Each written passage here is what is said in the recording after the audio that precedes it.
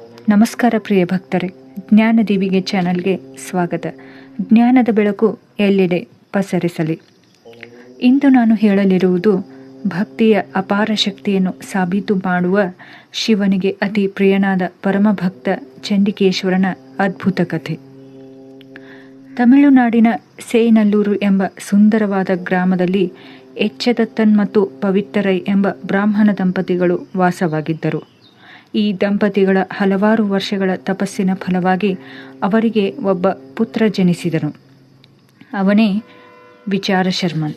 ಚಿಕ್ಕಂದಿನಿಂದಲೇ ಅವನು ಅಸಾಮಾನ್ಯ ಪ್ರತಿಭೆಯನ್ನು ಹೊಂದಿದ್ದನು. ಶಿವಜ್ಞಾನ, ಶಿವಭಕ್ತಿಯಿಂದ ಅವನ ಹೃದಯ ತುಂಬಿಕೊಂಡಿತ್ತು. ಮಾತ್ರ 6 ವರ್ಷ ವಯಸ್ಸಿನಲ್ಲಿಯೇ ಮುನಿಗಳಂತೆ ವೇದಗಳನ್ನು ಅಧ್ಯಯನ ಮಾಡಿದನು. ಇದು ಅವನ ಪೂರ್ವಜನ್ಮದ ಸಂಸ್ಕಾರದ ಫಲವೆಂದು ಹೇಳಬಹುದು. ಅವನ ಕುಟುಂಬವು ವೇದ ಪಾರಾಯಣ, ಯಜ್ಞಯಾಗಗಳಲ್ಲಿ ತೊಡಗಿಸಿಕೊಂಡಿತ್ತು. ಧರ್ಮ, ನಿಯಮ, ಸಂಪ್ರದಾಯಗಳು ಅವರ ಜೀವನದ ಆಧಾರವಾಗಿದ್ದವು. ಆದರೆ ಆ ಬಾಲಕನ ಮನಸ್ಸು ಮಾತ್ರ ಶಿವನ ಮೇಲೆ ಅಪಾರ ಭಕ್ತಿಯಿಂದಲೇ ತುಂಬಿಕೊಂಡಿತ್ತು. ಅವನ ಸಹಪಾಠಿಗಳು ಆಟಪಾಠಗಳಲ್ಲಿ ತೊಡಗಿದ್ದರೆ ವಿಚಾರಶರ್ಮನ್ಗೆ ಅದರಲ್ಲಿ ಆಸಕ್ತಿ ಇರಲಿಲ್ಲ. ಅವನ ಮನಸ್ಸು ಸದಾ ಓಂ ನಮಃ ಶಿವಾಯ ಎಂಬ ಜಪದಲ್ಲಿಯೇ ಲೀನವಾಗಿತ್ತು. ವಿಚಾರಶರ್ಮನ್ಗೆ ಪ್ರಾಣಿ ಪಕ್ಷಿಗಳ ಮೇಲೆ ಅಪಾರ ಸೌಹಾರ್ದವಿತ್ತು. ಅದರಂತೆಯೇ ಆ ಜೀವಿಗಳು ಅವನ ಮೇಲೆ ಅತೀವ ಮಮತೆಯನ್ನು ತೋರಿಸುತ್ತಿದ್ದವು.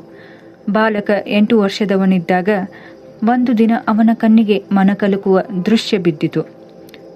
ಇತ್ತೀಚೆಗೆ ಕರುವಿಗೆ ಜನ್ಮ ನೀಡಿದ ಹಸುವನ್ನು ಒಬ್ಬ ದನಗಾಹಿಯು ನಿರ್ದಯವಾಗಿ ಹೊಡೆಯುತ್ತಿದ್ದನು. ನೋವನ್ನು ತಾಳಲಾರದೆ ಹಸು ನರಳುತ್ತಿತ್ತು. ಇದನ್ನು ಕಂಡ ವಿಚಾರಶರ್ಮ ಕೋಪದಿಂದ ಅವನ ಬಳಿಗೆ ಹೋಗಿ, ನಿನಗೆ ಹಸುವಿನ ಮಹತ್ವ ಗೊತ್ತೇ? ಇವಳು ಕಾಮಧೇನು, ಎಲ್ಲ ದೇವತೆಗಳಿಗೂ ಆಶ್ರಯ ನೀಡಿದ ಗೋಮಾತೆ. ಇವಳನ್ನು ಹೊಡೆಯುವುದು ಮಹಾಪಾಪ ಎಂದು ಗದರಿಸಿ, ಇನ್ನು ಮುಂದೆ ಈ ಕೆಲಸವನ್ನು ನನಗೆ ಕೊಡು ಎಂದು ಹಸುಗಳನ್ನು ನೋಡಿಕೊಳ್ಳುವ ಜವಾಬ್ದಾರಿಯನ್ನು ತಾನು ವಹಿಸಿಕೊಳ್ಳುತ್ತಾನೆ. ಅವನು ಹಸುಗಳಿಗೆ ಅಪಾರ ಪ್ರೀತಿ ನೀಡುತ್ತಿದ್ದನು. ಅದರ ಪರಿಣಾಮವಾಗಿ ಹಸುಗಳು ಹೆಚ್ಚಾಗಿ ಹಾಲು ಕೊಡಲು ಪ್ರಾರಂಭಿಸಿದವು. ಒಂದು ದಿನ ನದಿ ತೀರದಲ್ಲಿ ನಡೆದ ವಿಚಿತ್ರ ಘಟನೆಯೊಂದು ಅವನ ಗಮನ ಸೆಳೆಯಿತು. ಒಂದು ನಿರ್ದಿಷ್ಟ ಜಾಗದಲ್ಲಿ ಹಸುಗಳು ಸ್ವತಃ ಹಾಲು ಸುರಿಸುತ್ತಿದ್ದವು. ಈ ದೃಶ್ಯವನ್ನು ಕಂಡ ಬಾಲಕ ಪುಳಕಿತನಾದನು. ಅವನ ಭಕ್ತ ಹೃದಯಕ್ಕೆ ಅಲ್ಲಿ ಶಿವನ ಇರುವಿಕೆಯು ಗೋಚರಿಸಿತು. ಅಲ್ಲಿಯ ಮಣ್ಣಿನಿಂದಲೇ ಶಿವಲಿಂಗವನ್ನು ರೂಪಿಸಿ ಲಿಂಗಕ್ಕೆ ಪ್ರತಿದಿನ ಹಾಲಿನಿಂದ ಅಭಿಷೇಕ ಮಾಡಲು ಪ್ರಾರಂಭಿಸಿದನು. ಹಾಗೆಯೇ ಫಲ, ಪುಷ್ಪ, ಪತ್ರೆಗಳನ್ನು ಅರ್ಪಿಸಿ ಭಕ್ತಿಯಿಂದ ಶಿವನನ್ನು ಧ್ಯಾನಿಸತೊಡಗಿದನು. ಕೆಲವು ದಿನಗಳ ಕಾಲ ಇದೇ ಕ್ರಮ ಮುಂದುವರೆಯಿತು. ಒಂದು ದಿನ ಹಸುಗಳ ಮಾಲೀಕ ಹಸುಗಳು ಕಡಿಮೆ ಹಾಲು ಕೊಡುವುದನ್ನು ಗಮನಿಸುತ್ತಾನೆ. ಸಂದೇಹದಿಂದ ವಿಚಾರಶರ್ಮನನ್ನು ಹಿಂಬಾಲಿಸಿ ಅವನು ಮಾಡುತ್ತಿರುವ ಕಾರ್ಯವನ್ನು ನೋಡಿ ಕೋಪಗೊಳ್ಳುತ್ತಾನೆ. ಹಾಗೆಯೇ ಅವನ ತಂದೆಯನ್ನು ಕುರಿತು, ನಿನ್ನ ಮಗ ಮಣ್ಣಿನ ಮೇಲೆ ಹಾಲು ಸುರಿಯುತ್ತಿದ್ದಾನೆ, ಇದರಿಂದ ನನಗೆ ನಷ್ಟವಾಗುತ್ತಿದೆ ಎಂದು ದೂರು ನೀಡುತ್ತಾನೆ. ಹಸುಗಳ ಮಾಲೀಕನ ದೂರನ್ನು ಕೇಳಿ ತಾನು ಪರೀಕ್ಷಿಸಿದ ನಂತರ ಮಗನಿಗೆ ತಕ್ಕ ಶಿಕ್ಷೆ ಕೊಡುವ ಭರವಸೆಯನ್ನು ಎಚ್ಚದತ್ತನ್ ನೀಡುತ್ತಾನೆ. ಸತ್ಯ ತಿಳಿಯಲು ತಕ್ಷಣ ನದಿ ತೀರಕ್ಕೆ ಧಾವಿಸಿ ಮಗನನ್ನು ನೋಡುತ್ತಾನೆ. ಅಲ್ಲಿ ಮಗನ ಕೆಲಸವನ್ನು ಕಣ್ಣಾರೆ ಕಂಡ ತಂದೆ ಕ್ರೋಧಗೊಳ್ಳುತ್ತಾನೆ. ಮೊದಲು ಮಗನನ್ನು ಎಬ್ಬಿಸಲು ಪ್ರಯತ್ನಿಸುತ್ತಾನೆ. ಮಗ ಸ್ಪಂದಿಸದಿದ್ದಾಗ ಮತ್ತಷ್ಟು ಕ್ರೋಧಗೊಂಡ ತಂದೆ ಅಲ್ಲಿಯೇ ಇರುವ ಕೋಲನ್ನು ಎತ್ತಿಕೊಂಡು ಅವನನ್ನು ಹೊಡೆಯಲು ಪ್ರಾರಂಭಿಸುತ್ತಾನೆ. ಆದರೆ ಇದರಿಂದ ವಿಚಲಿತನಾಗದೆ ವಿಚಾರಶರ್ಮ ಪೂಜೆಯಲ್ಲಿ ನಿರತನಾಗಿಯೇ ಇರುತ್ತಾನೆ. ಮಗನ ಹತ್ತಿರದಲ್ಲಿದ್ದ ಹಾಲಿನ ಪಾತ್ರೆಯನ್ನು ತಂದೆ ಕೋಪದಿಂದ ಒದೆಯುತ್ತಾನೆ. ಅಭಿಷೇಕಕ್ಕೆಂದು ಇಟ್ಟಿದ್ದ ಹಾಲು ಚೆಲ್ಲಿ ಹೋಗುತ್ತದೆ. ಪಾತ್ರೆಯನ್ನು ತೆಗೆದುಕೊಳ್ಳಲು ಹೋದಾಗ ಹಾಲು ಚೆಲ್ಲಿದ್ದನ್ನು ಬಾಲಕ ಗಮನಿಸುತ್ತಾನೆ. ತನ್ನ ಸುತ್ತ ನೋಡಿದಾಗ ಅವನಿಗೆ ಪರಿಸ್ಥಿತಿಯ ಅರಿವಾಗುತ್ತದೆ. ಶಿವಪೂಜೆಗೆ ಭಂಗವಾದದ್ದರಿಂದ ವಿಚಾರಶರ್ಮ ಆಕ್ರೋಶಗೊಂಡು ಪಕ್ಕದಲ್ಲಿ ಬಿದ್ದಿದ್ದ ಅದೇ ಕೋಲಿನಿಂದ ತಂದೆಯ ಕಾಲುಗಳಿಗೆ ಗುರಿಯಿಟ್ಟು ಬೀಸುತ್ತಾನೆ. ಅದು ಕೊಡಲಿಯಾಗಿ ಮಾರ್ಪಟ್ಟು ಅವನ ತಂದೆಯ 2 ಕಾಲುಗಳನ್ನು ಕತ್ತರಿಸುತ್ತದೆ. ತಂದೆ ಅಲ್ಲಿಯೇ ನೆಲಕ್ಕುರುಳಿ ಕೊನೆಯುಸಿರೆಳೆಯುತ್ತಾನೆ. ಆದರೂ ವಿಚಾರಶರ್ಮ ಯಾವುದೇ ವ್ಯತ್ಯಾಸವಿಲ್ಲದೆ ಪೂಜೆಯನ್ನು ಮುಂದುವರಿಸುತ್ತಾನೆ. ಅವನ ಭಕ್ತಿಗೆ ಮೆಚ್ಚಿ ಪರಮೇಶ್ವರ ಪಾರ್ವತಿ ಸಮೇತನಾಗಿ ಅವನ ಮುಂದೆ ಪ್ರತ್ಯಕ್ಷನಾಗುತ್ತಾನೆ.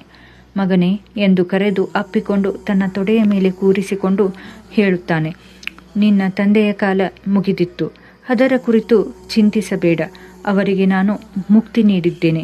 ಇನ್ನು ಮುಂದೆ ನಾನೇ ನಿನ್ನ ತಂದೆ. ಇಷ್ಟು ದಿನ ಅಚಲ ಭಕ್ತಿಯಿಂದ ನನ್ನನ್ನು ಆರಾಧಿಸಿದ್ದೀಯ. ಆ ಭಕ್ತಿಯ ಫಲವಾಗಿ ನೀನು ನನ್ನ ಸ್ವರೂಪವನ್ನೇ ಪಡೆದಿದ್ದೀಯ. ಇನ್ನು ಮುಂದೆ ಆ ಭಕ್ತಿ ನಿನಗೂ ಸಲ್ಲುತ್ತದೆ ಎಂದು ಈಶ್ವರನು ಚಂಡಿಕೇಶ್ವರ ಎಂಬ ಪಟ್ಟವನ್ನು ನೀಡುತ್ತಾನೆ. ಎಲ್ಲ ದೇವಾಲಯಗಳಲ್ಲೂ ದೇವಾಲಯದ ವಾಯುವ್ಯ ದಿಕ್ಕಿನಲ್ಲಿ ಚಂಡಿಕೇಶ್ವರನ ಸನ್ನಿಧಿ ಇರುತ್ತದೆ. ಈಶ್ವರನಿಗೆ ಸಮರ್ಪಿಸಿದ ಫಲ, ಪುಷ್ಪ, ಪತ್ರೆ, ವಸ್ತ್ರಗಳನ್ನು ಮೊದಲು ಚಂಡಿಕೇಶ್ವರನಿಗೆ ಸಮರ್ಪಿಸಿ ನಂತರ ಭಕ್ತರಿಗೆ ನೀಡುವ ಪದ್ಧತಿ ಇದೆ. ಚಂಡಿಕೇಶ್ವರನು ಈಶ್ವರನ ಸಂಪತ್ತಿನ ರಕ್ಷಕ. ದೇವಾಲಯದಲ್ಲಿರುವ ಪ್ರತಿಯೊಂದು ವಸ್ತು, ಪ್ರತಿಯೊಂದು ಅರ್ಪಣೆ ಅವನ ಸಂರಕ್ಷಣೆಯಲ್ಲಿರುತ್ತದೆ.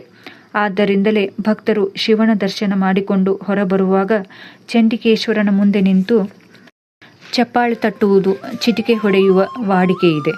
ಚಂಡಿಕೇಶ್ವರ ಸದಾ ಧ್ಯಾನದಲ್ಲಿ ಮಗ್ನನಾಗಿರುವುದರಿಂದ ಚಪ್ಪಾಳೆ ತಟ್ಟುವುದು, ಚಿಟಿಕೆ ಹೊಡೆಯುವುದು ಅವನ ಧ್ಯಾನಕ್ಕೆ ಭಂಗ ಉಂಟು ಮಾಡಿದಂತಾಗುತ್ತದೆ.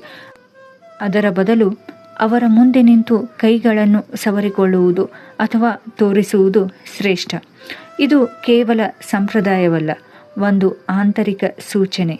ನಾವು ಇಲ್ಲಿಂದ ಏನನ್ನೂ ತೆಗೆದುಕೊಂಡು ಹೋಗುತ್ತಿಲ್ಲ, ಶಿವನ ಕೃಪೆ ಮಾತ್ರ ನಮ್ಮ ಜೊತೆ ಇದೆ ಎಂಬ ಭಾವವನ್ನು ಭಕ್ತಿಯಿಂದ ತಿಳಿಸುವ ವಿಧಾನವಾಗಿದೆ. ನಿಷ್ಕಾಮ ಭಕ್ತಿಯಿಂದ ಸಾಮಾನ್ಯ ಮನುಷ್ಯನೂ ಸಹ ತನ್ನ ಭಕ್ತಿಯ ಶಕ್ತಿಯಿಂದ ಶಿವನ ಸಮಾನಕ್ಕೆ ಏರಬಹುದು. ಅದಕ್ಕೆ ಜೀವಂತ ಉದಾಹರಣೆ ಚಂಡಿಕೇಶ್ವರ ನಾಯನ್ಮಾರ್.